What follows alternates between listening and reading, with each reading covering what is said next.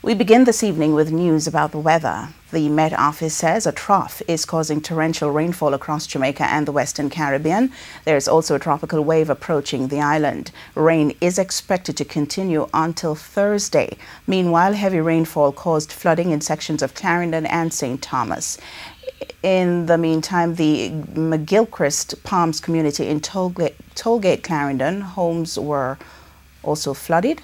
The flooding today was not as bad as a few weeks ago. However, residents are worried that with more rains, things could get worse. Here's Nadine McLeod. Up to last Friday, farmer Ida Barnes was ready to reap. That was before her farm was flooded.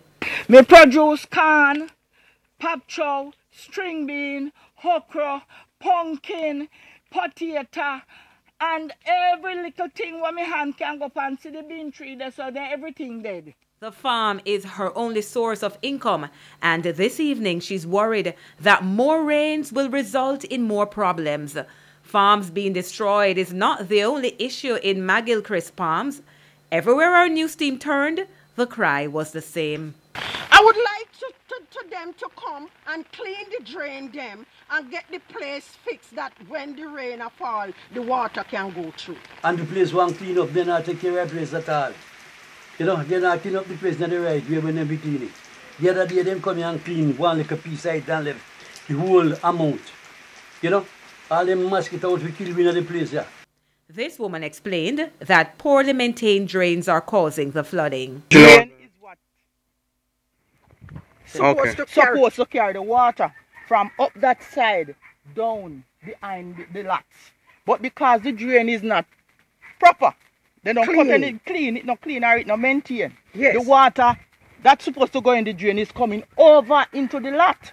And that is what causing me and my neighbor to be flooding out. Yes, because the water is not taking the channel that they made for it. It is coming over into the lot instead. Yes, the bush there. The residents who live here were relocated from Manchester by Jamalco after their homes and farms were purchased for mining purposes. In response, Jamalco says McGilchrist Palms is one of its subdivisions and it is aware of the flooding problem in sections of the community.